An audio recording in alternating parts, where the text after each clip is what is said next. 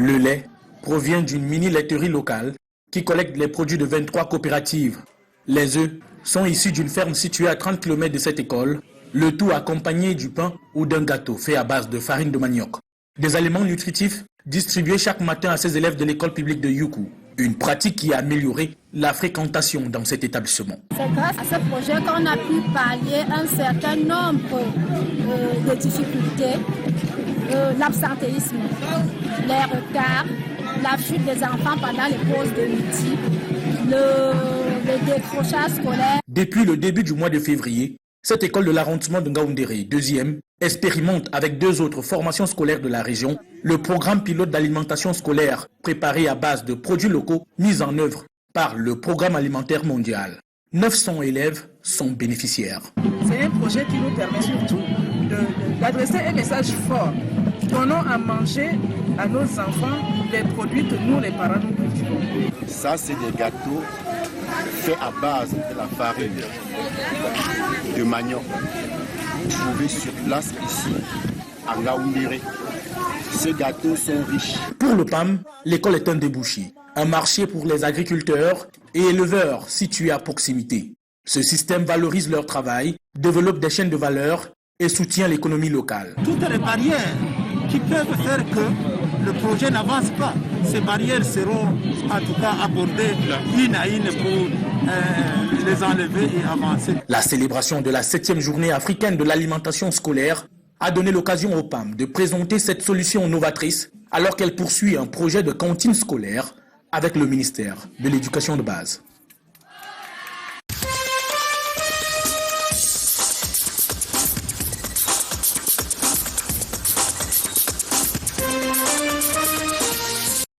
C'est à l'I3 dans cette aile de l'ENSAI que l'école des sciences et de médecine vétérinaire de l'université de Ngaoundéré a pendant près de 15 ans eu son siège.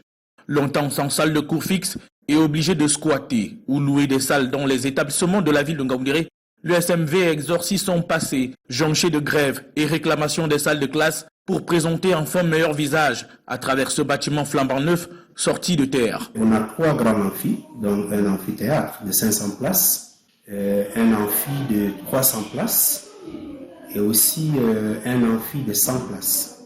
Et nous disposons aussi de petites salles au nombre de 4. Présentement, je peux dire que tous les enseignants ont leur bureau, les chefs de département ont leur bureau, c'est quelque chose qui est très rare, et des laboratoires. Doté d'une cagnotte d'1,5 milliard, la construction de ce joyau s'est faite sur fonds propres de l'université de Ngaoundéré.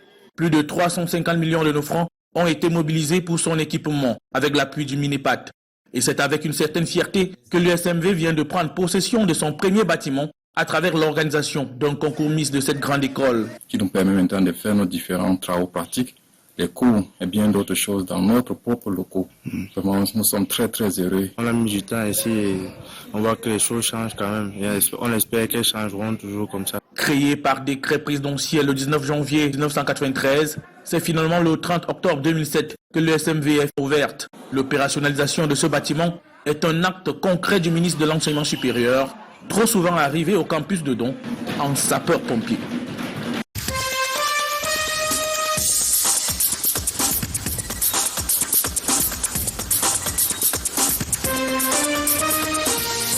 Du 21 au 24 avril 2022, le diocèse d'Edéa organisera à Marie-en-Berre par Monko, berceau du catholicisme au Cameroun, le pèlerinage national. Donne-nous notre pain de ce jour, donne-nous la paix, donne la prospérité.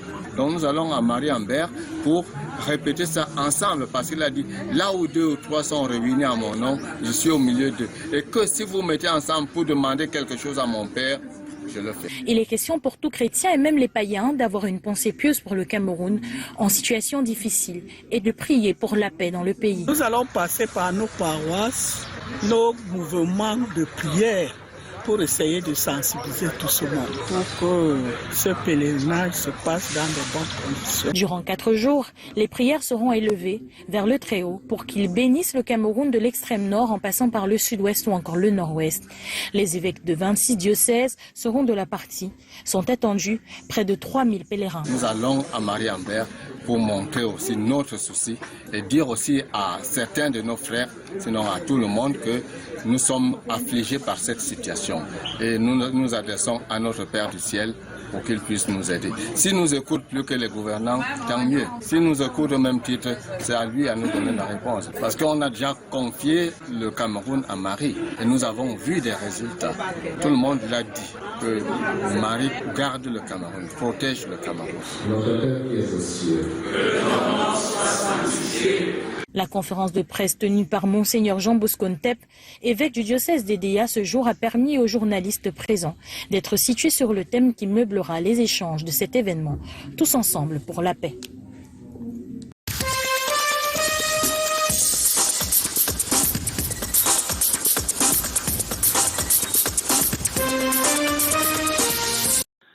La frontière orientale camerounaise est désormais sécurisée.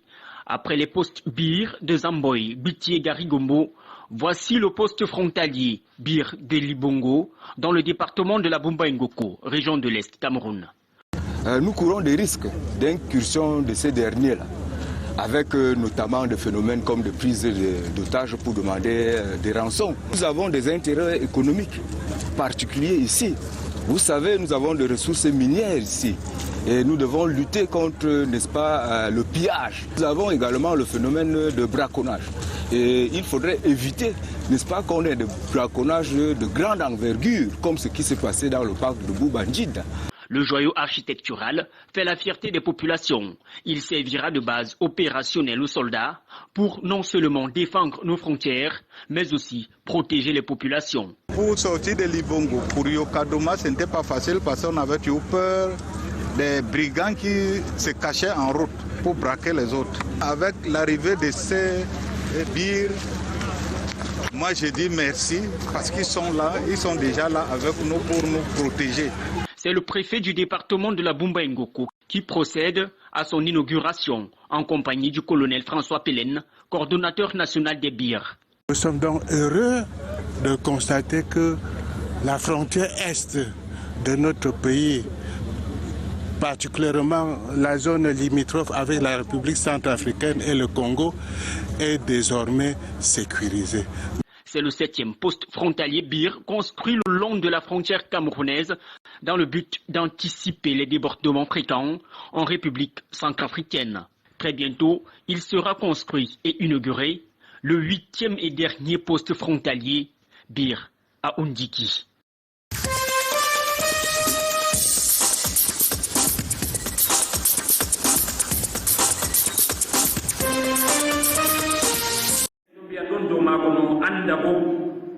Comment connaître les principes fondamentaux de l'islam basés sur le Coran et comment les différencier des autres méthodes ou branches inventées par les prophètes autoproclamés et d'autres sectes? C'est l'objectif de cette conférence débat dédiée aux jeunes ce jour à Ngaoundéré. Notre but de nos conférences, c'est pour vraiment orienter les jeunes, de ne pas suivre n'importe qui. Parce que si quelqu'un suit n'importe qui, vraiment, il va égarer.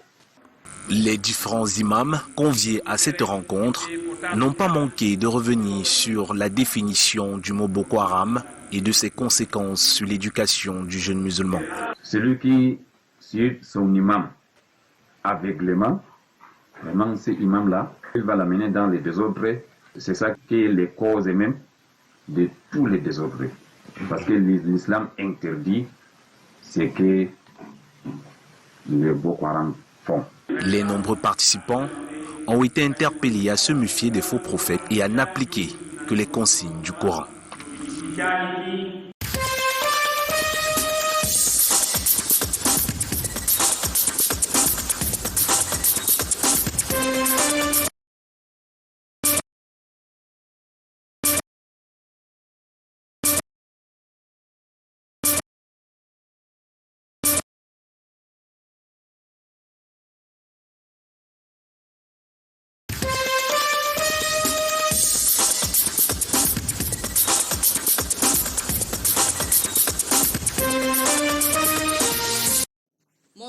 À l'occasion de la 37e édition de la Journée internationale de la femme dans le département du Mungo, Les femmes juristes montent au créneau.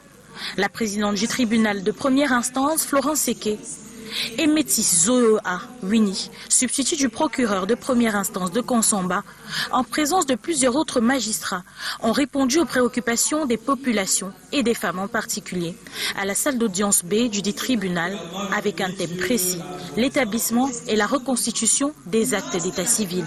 Un maximum de réponses ont été apportées aux différentes préoccupations des femmes qui sont venues nombreuses à ce café débat. Mon oncle qui vit à Kumba, enseignant là-bas, m'établit un acte de naissance à Kumba, ayant une souche effectivement là-bas. Mais dans l'acte de naissance, c'est précisé que je suis née en Konsomba. Une cérémonie accueillie comme la bienvenue, avec de nombreuses sollicitudes des populations. L'initiative est félicitée par le délégué départemental de la promotion de la femme et de la famille dans le Mungo. D'autres événements marqueront certainement cette semaine réservée à la célébration de cette 37e édition de la Journée internationale de la femme.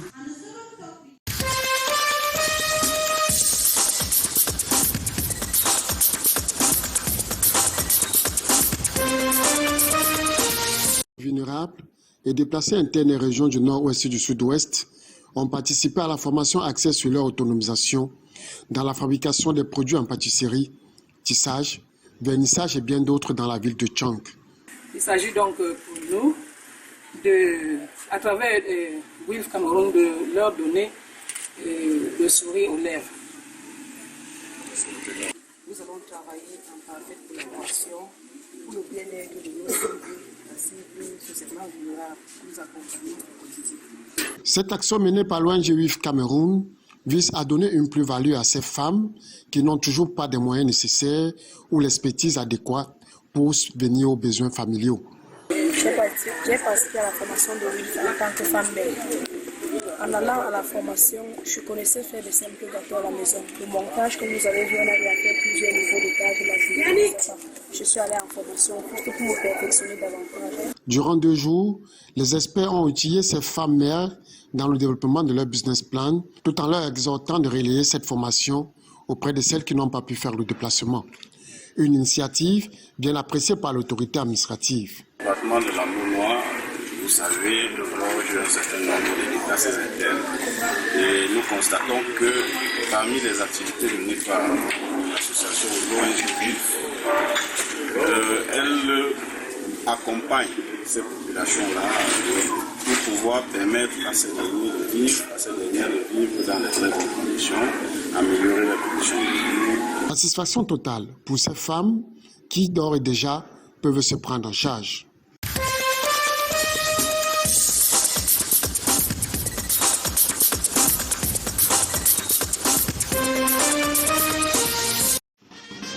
Les activités de la semaine de la femme dans les arrondissements d'Okola et Obala tournent autour de la marche sportive, la fabrication du beurre de cacao, de l'huile de cacao et du chocolat. Il est question pour la femme du département de la Léquié de dire son attachement à la cause féminine malgré la rareté et le coût du pain élevé. Nous exprimons une manière d'unir les populations de notre arrondissement pour parler d'une seule voix. Le développement de la femme dans le département de la Léquié est pensé. Le thème de la célébration pour cette autre édition sied aux aspirations de la gente féminine de cette partie du pays. Nous avons voulu donner l'occasion aux femmes de pouvoir pratiquer un peu de sport, de marcher et au-delà de cette pratique de sport, de pouvoir communier entre les femmes venues des différentes horizons. J'invite toutes les femmes d'Okola à participer à cette formation. Vendredi, nous aurons la table ronde sur le thème et les sous-thèmes. J'invite également toutes les femmes d'Okola à participer massivement à cette table ronde pour qu'elles sachent vraiment de quoi il s'agit, pour qu'on étudie ensemble le thème et pour qu'on débatte ensemble. Les femmes du département de la Léquié, précisément d'Okola et Obala, acceptent de se mettre ensemble pour lutter contre la violence faite aux femmes à travers leurs différentes activités.